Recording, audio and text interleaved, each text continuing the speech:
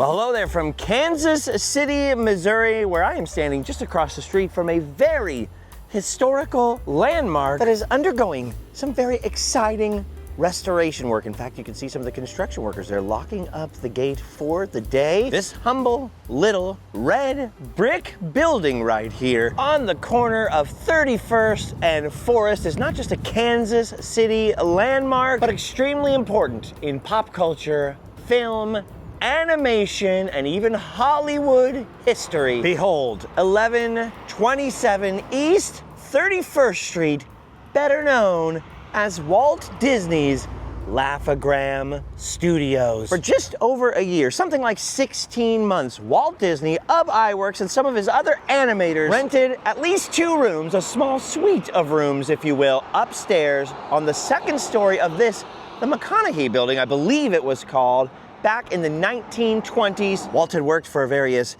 commercial advertising enterprises here in Kansas City, had gotten into animation, and then if I'm remembering this correctly, a guy by the name of Fred Newman, who owned Newman's Theater here in Kansas City, a movie theater, hired Walt Disney to create some little funny animated shorts and advertisements. They were known as Newman Laugh-O-Grams. It was part of what led to Walt Disney striking out on his own with Laugh-O-Gram Studios. And after taking up business loans and officially incorporating the business and all that stuff, in early 1922, they moved into this building here in their own suite of rented rooms where they were working not only on Newman Laugh-O-Grams, but basically anything else they could get their hands on in terms of work and their own creative endeavors. Walt Disney worked shoulder to shoulder with his other animators here, hand animating himself alongside Ub Iwerks, who would later go on to co-create Mickey Mouse with him, invent the multiplane camera, and lots of other innovations at the Walt Disney Studios in California. They were only in this building from something like May 1922 to July 1923 before declaring bankruptcy, and yet they had many, many breakthroughs here, including their very first and earliest fairy tale adaptation, so Little Red Riding Hood, Puss in Boots, Walt Disney's original Cinderella, Jack and the Beanstalk, and most importantly, Alice's Wonderland in 1923 that blended live action filmmaking with animation. Pretty incredible. Long before Mary Poppins. Whoa, there's a big truck. Now, 1 year ago, in March of 2025, I was out here in Kansas City for the same thing, for Planet Comic-Con, where I've been for the last couple of days, and I filmed a little bit about Laugh-O-Gram. I filmed Walt Disney's boyhood home over here, which is only about 1.5 miles up the street. I'll get to that in a little bit. I also filmed lots of the other places, the place where Walt Disney met Ub Iwerks, some of the early commercial advertising and animation studios that he worked in downtown Kansas City. But this is really the first place where Walt got his own building, well, his own little rented portion of a building somewhere upstairs. I have never heard exactly which room or which corner it was located in. Undoubtedly, it had lights so they could see while they're trying to draw and animate things up there. So it must have been either facing this street or facing out to the side, somewhere with windows, I presume. And according to legend, this is where Walt Disney was so broke at one point before the bankruptcy, he was sleeping on the floor in his office. There was no running water. And then, very famously, and according to local Kansas City lore, he would go up to Union Station so he could get a hot shower and all that kind of stuff. Except that doesn't make any sense. Union Station is way downtown. His brother was living 1.5 miles down the road in his old childhood home. So I'm pretty sure he probably just walked the 1.5 miles.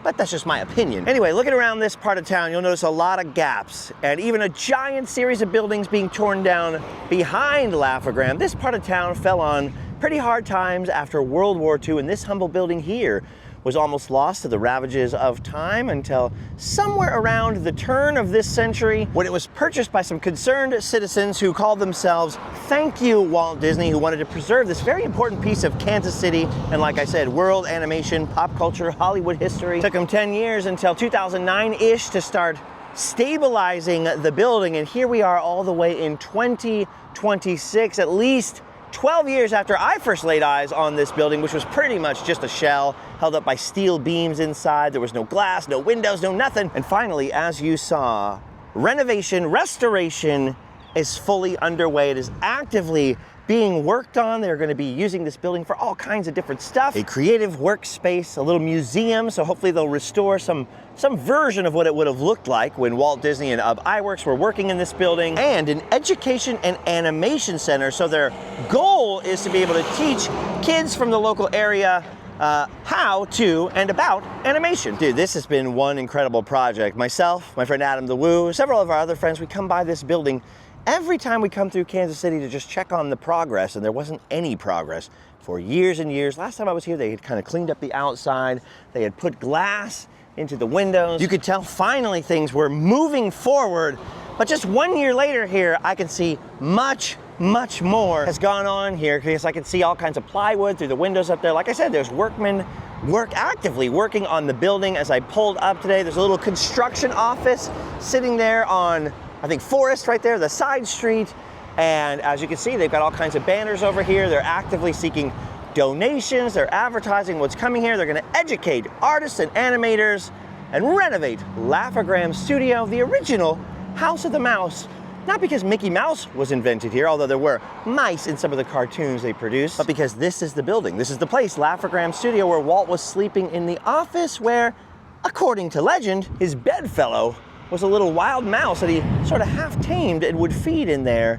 And then, of course, the legend grew from there, and people would say, oh, he named it Mickey Mouse or Mortimer Mouse, which was Mickey's original name, until Walt's wife, Lillian, suggested Mickey, which is much cuter than Mortimer, let's face it. So oftentimes people will say, this is the true birthplace of Mickey Mouse, but that's all kind of apocryphal, right? That's all kind of legend. Still, it's fun to think about, and it is a fact that Walt Disney and UB Iwerks were here working in this building, and now there are workmen working in this building to restore it, and I just wanted to show this off. I'm very, very excited that they're moving forward, making progress, and after more than a decade of me, myself, coming out here from Southern California to check on its progress, I finally, for the first time, feel like soon, I might be able to go inside of Laugh-O-Gram Studio, or the McConaughey Building, or whatever you want to call it. Now, no official opening date has been announced. As far as I know, clearly it would be at least late 2026, maybe early 2027 at the minimum, before it could open up to the public. But still, I feel like that is so soon compared to when I was standing out here in like 2014 with my friend Tyler Evans, for example, and just looking at this ruined shell of a brick building that was nothing but walls and steel beams holding it up. It was a wreck. For years, I remember talking to Adam the Woo about this. We would just doubt, like, is anything ever going to happen? I don't know. That thing's going to collapse in the meantime before they ever get the funding. And of course, the Walt Disney Company has done very, very little towards this. This has all been mostly a labor of love from Kansas City residents and other interested parties, Disney fans, and people who are very interested in preserving history. So I can't wait to find out more about it, to see more progress being made, to learn more. Pretty awesome. Now, like I said, I filmed this a year ago. I wandered all over and detailed sort of the history of Walt Disney in Kansas City over a couple of episodes last year. So you just go back exactly 1 year from this video on this channel. But I'm not here alone. I brought my lovely wife out with me to Kansas City on this trip. So I wanted her to see Laugh-O-Gram. I wanted to check on the progress. And now we're going to go from Laugh-O-Gram to another place she's never been. The home of my friend, Miss Roberta Young, and the former childhood home of Walt Disney and his family, which, as I mentioned, is about 1.5 miles, 2 miles down the street here. Not very far away at all. Close enough to walk to get a shower. Just saying. All right, about to move on. But look at this. I ran into some friends from California. It's weird to run into people from California on the side of the road in Kansas City. Walt Disney fans unite all over the place. Dude, so awesome. They're actively working on it. So awesome, there's actually a porta potty here that was unlocked. I may or may not have used that porta potty. I just can't wait until there's a little parking lot to go into. Luckily, we found some street parking on the side of the road today. Okay, moving on. We got to go see Miss Roberta. Allie was just getting a fun nap in the car while I decided to walk around the building for 30 extra minutes after we took our fun pics. Look at this. Look at this, just 1 block south. There's these huge structures everywhere. I'm not even sure what all these buildings are, but look at that old school traffic signal we're going past. There's about 1 million huge stone churches down this road. Clearly, this part of Kansas City was once a pretty happening, prosperous place. You can tell it's undergoing a little bit of a revival, especially since the first time that I ever came up and down these streets, but still, it's got a long way to go to live up to its former glory. But it's on the way. I think it's on the way. All right, Cutting back over now. Dude, speaking of, they really cleaned this place up. Walt Disney Street right here. Bellefontaine Avenue, Kansas City. They've removed a lot of the abandoned, tore up buildings. It's looking a lot nicer. 3028 Bellefontaine Avenue. Here it is, Walt Disney's childhood home. You gotta look for the little Mickey Mouse up in the windows. And my favorite thing ever, the Mickey Mouse fountain. And now up behind the fence, Miss Roberta and her grandson are just talking to Allie on the porch there. We're old friends now. Here's the little Mickey lantern that I sent her. It's a lot smaller than I thought it was gonna be. I thought I was sending her a big one. I guess I'll have to look for another one, but this is awesome. It's like unseasonably warm. I mean, it's March and we're talking like 90 degrees today out here in Kansas City, but this is it. I love sitting on the porch with Miss Roberta. She's very, very sweet. If you come by, tell her you saw the video. And she's got a book. She co-authored a book that is on Amazon, Walt Disney. I think it's Walt Disney's Kansas City home or childhood home. I'll show you a picture of it if I can find it. And I bought it, it's like $5, so it's very, very inexpensive and a good read. And if you're coming to Kansas City, definitely get the book. And if Miss Roberta's out on the porch, get her to sign it. How awesome is that? So it's Allie's first visit to Walt Disney's childhood home, and also a place that he stopped over because I think it was his brother Herbert, don't quote me on that. One of his brothers owned this after Elias and the family moved back to Chicago. And then the Disney family sold it to the Young family. There's been 5 generations of Youngs that have lived in this house. It was Miss Roberta's grandparents that bought it, and that's her grandson sitting there. So it's gonna be known as the Disney house forever, but it should be known as the Young house, or at least the Disney/Young house, something like that. There's just one bad thing about this street, and Miss Roberta was just telling me she's had all kinds of trouble getting the city to help her because these houses here next to her have been occupied by squatters. Sometimes they set fire to the inside of this White House over here, causing all kinds of chaos. So she's been having a really hard, she called and called and called and having a really hard time getting the city to help her. So if any of you are out there in Kansas City or have connections in Kansas City to the city, help Miss Roberta. This is a very important historical landmark right here. And, you know, for all we know, the fire could spread next time. Last time it was in that house. Next time it could be in this house. We do not want Walt Disney's childhood home burning down. A little restoration on the other side of the street. They cleaned up that house really nice over there. Doesn't have new occupants yet, but I've seen a bunch of other cleaned up houses down here. So there's a bunch of private landholders and people buying up the houses and trying to clean them up, but they need help. They need help with the city because you got 4 in a row right next to Walt's house and they're having a lot of trouble there. So maybe you can send an email to the city of Kansas City and get him to help Miss Roberta out. She was just telling me about all this. I said, well, let's see what we can do. She is the nicest person ever, ever, ever. So if you see her out here, like I said, say hi to her, Miss Roberta Young, and look for her book on Amazon right now. Anyway, we had a really nice time with Miss Roberta out here. A short time, I only had a short time this visit, but we text sometimes. I send her pictures and stuff, and we hang out. And we had a guy drive by who recognized me really quick. I said, oh, she's having all kinds of trouble with the squatters. She's like, let me see what I can do. So maybe with a group effort, we can help save Walt Disney's home from more vandalism and destruction from some of the squatting going on in the neighborhood. Well, we told her we were only stopping by for 10 or 20 minutes. 45 minutes later, we did finally leave. I'm on my way now to see one of my best friends out in Lawrence, Kansas, not too far from Kansas City. That's why I like coming to Planet Comic-Con. I got an excuse to go see my good friend Al. Got an excuse to see Miss Roberta. Actually, we went out to my friend Al's house a couple of days ago because I had to have Al and Al meet each other. Plus, we shipped him some hot sauce that I needed that I had to deliver to Don Rosa at the convention yesterday. Which reminds me, I have got a scoop for any fans of Scrooge McDuck, The Life and Times of Scrooge McDuck, and Don Rosa. But first, let me show you what he thought of the Randomland hot sauce. And keep in mind that Don Rosa is known around the world for growing chilies and rare chilies. He's a pepperhead. He knows his stuff. Okay, it's middling hot. Middling hot. It says on the front. That sounds Yeah. It's like subjective, you know, because like pepperheads are like, it's not hot at all, and then yeah. What kind of pepper? Oh boy, it's just jalapeno. That's what I wanted to show off. Jalapeno and habanero. I never know. Okay. Careful, Don. Oh my gosh. That was a big gulp. I don't want to be the man that killed Don Rosa. No. That's actually good. You like the flavor? I thought I'd have to lie and say it's good. That's actually good. What's the basis for it? Yeah. What do you rate the heat? That's It's middle, right? yeah, it's hotter than the stuff you get in the restaurants. Right. Because they can't give you really hot sauce. You'll send your food back. Exactly. That's why I always know.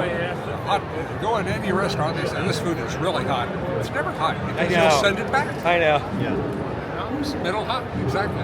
Yeah. Yes. I can still feel it's burning. It's Don Rosa approved. I I'll don't put your have face to, on the bottle next time. There you go. Don Rosa approved. But what is I just read? Well, you call them jalapeno peppers instead of chilies. Yeah, I know. Yes.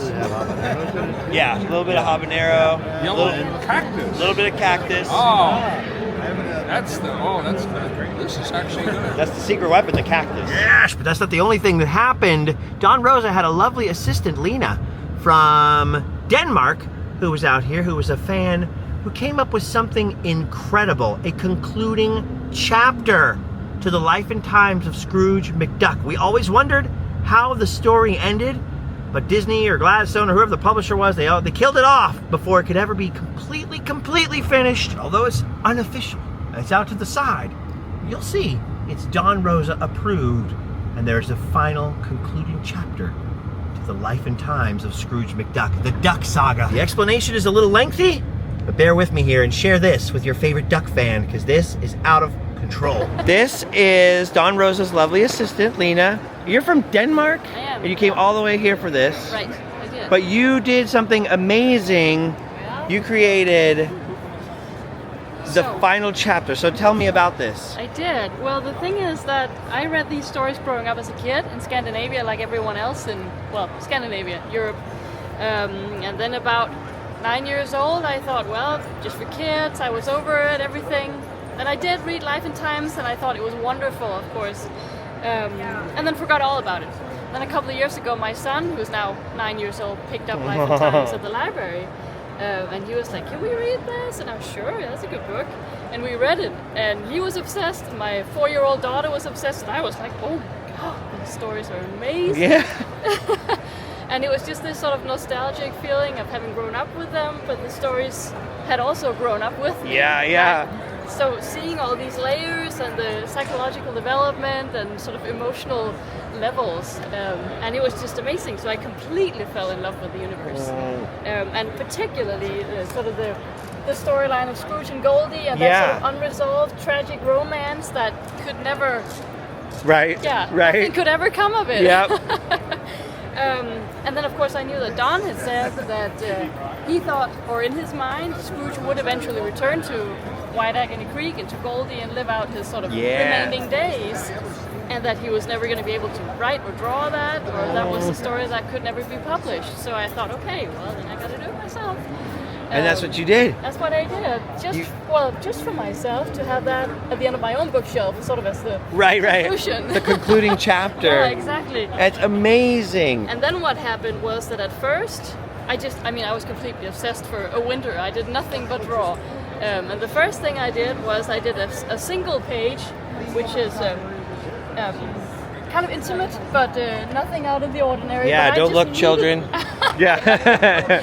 I needed to show what happened in the cabin in Prisoner of White Agony so Creek. Good. Just because that huge mistake of turning away Goldie changed Scrooge's life. Yeah. So I just had to account for what happened psychologically. How could he do that? So I did that, and I sent that over to Don. And I knew from the Facebook group that he never replies to fan mail, so I wasn't expecting anything, but I sent that over. And then a couple of weeks passed, and I got an email from Jano in Germany. Yes. This Facebook publicity man in Germany. Yeah. His middleman. Exactly, yeah. So I got a message from him saying, well, Don Rosa liked your artwork. He would really like your email address. And I was like, oh my God. Yes. So he got my email, he wrote, and I'd written sending this page over that my family and I were going to try and making it to the States to a convention to see him, because then we'd skip the lines in Europe. Yeah. get to hang around and talk, and so we did. We came over to Charlotte, North Carolina. That's so A couple cool. years ago, yeah. And he'd asked me to be his assistant. And Yeah.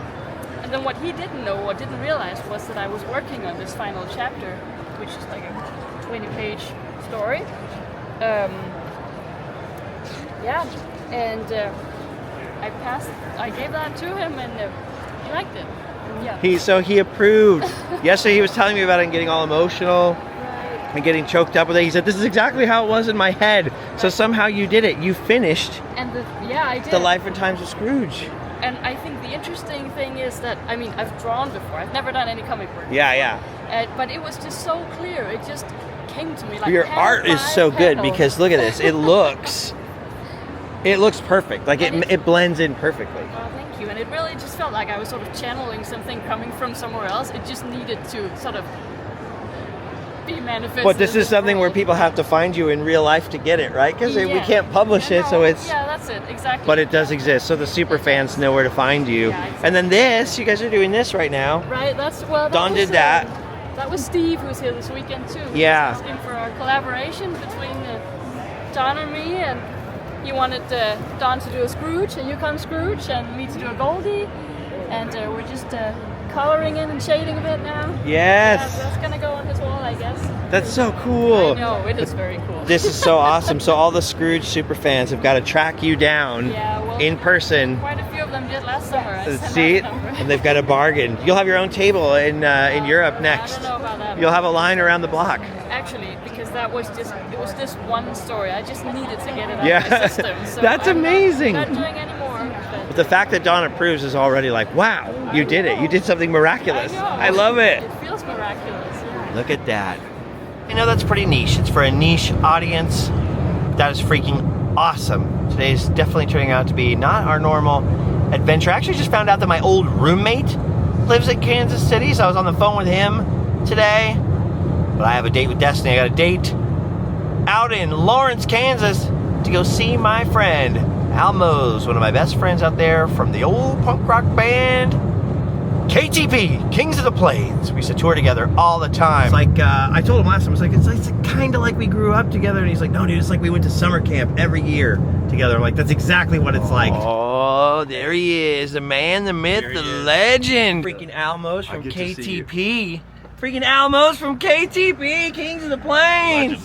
Yates Center, Kansas. All right, so check this out. We're inside the secret lair. We're inside Al's business. What's it called? At-home improvement. At-home improvement. So if you live in Lawrence or Kansas City, you go as far as Kansas City, right? You try not to, Maybe but you will. You will when you need to. You do all kind of painting, restoration, cabinet work, all this crazy stuff. Al's your number one guy. Call him up. I don't know how many people are watching Randomland in Lawrence, Kansas, but if they are, dude, they're gonna hit you up. They will, yeah. I love this because Al's got the secret lair now, dude.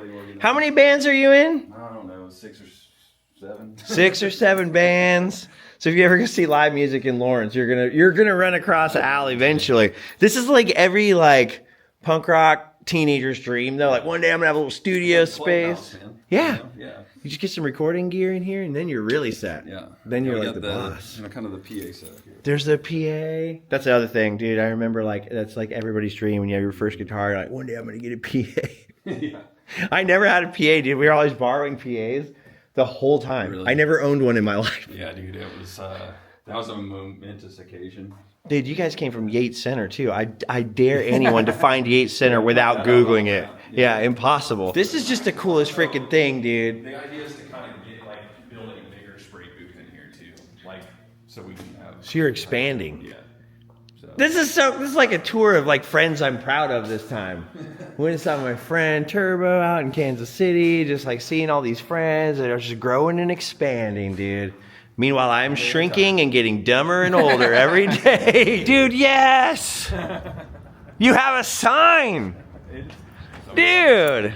You're going to be the mayor of Lawrence next. Then I'm going to come up here and you can do corrupt stuff for me.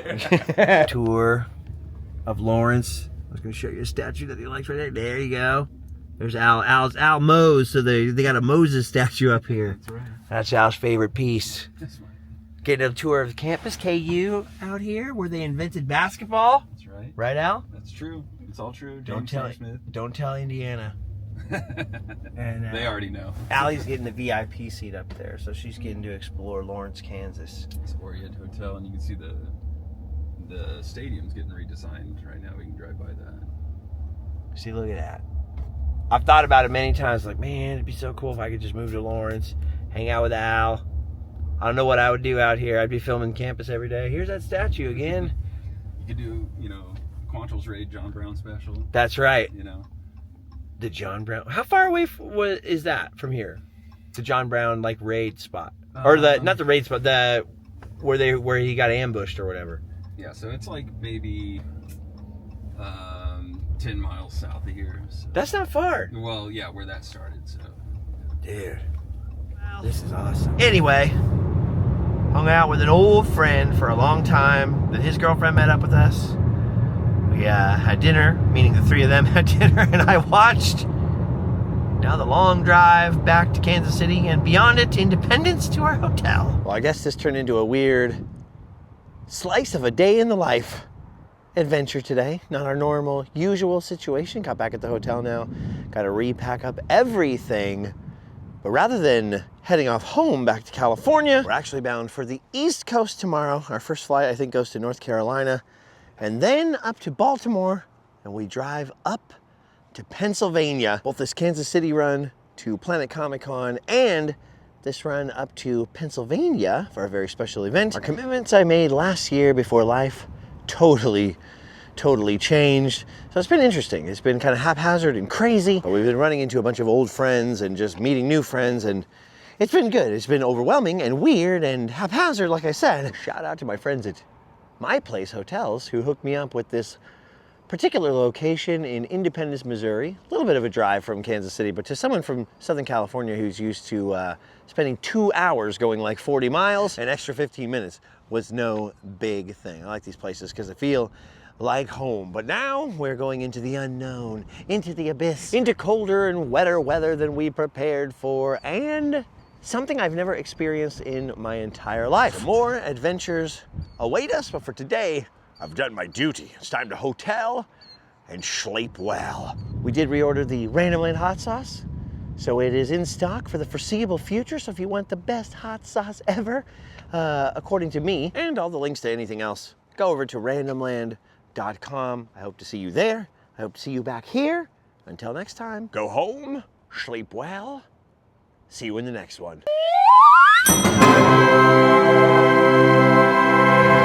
We did it. Spent most of the day talking to friends, talking to Sean Clark, some other friends of ours out here at the show. Don Rosa, of course, the legendary duck man, but we just pulled off the Hobbit photo op over here. Earlier we got Sean Astin and Elijah Wood, not Elijah Woods, different guy, to sign Allie's Over the Garden Wall stuff and my friend's Lord of the Rings script. And then there we go. Sean Astin was so excited to see me again. Yeah. I don't know why. He was like, hey, my man. And then there you are with Elijah. Oh, we never told him about Elijah Woods earlier. Oh. Well, when he gets to Canada. What? It went too quick. Yeah, when he gets to Canada and gets to Movieland Wax Museum, he'll find out. Yeah. Oh, he'll find out. This is the highlight of my my Kansas City pilgrimage. The original Rosa. It's like a Stradivarius around my house. See, now these you should charge for. I like Steve shook his head before you even did. I only do them for certain people. Oh! Never charge. I feel important. It's the perfect, I don't want to blow smoke, but it's the perfect blend of the artwork and the stories. All the work that you did. Especially Life and Times. Like, it is reading the best movie you've never seen. That's one of the nicest compliments I've ever had. Yeah, it's good. I see them in my own mind as movies. I hear Bernard Herrmann music and Franz Waxman music playing.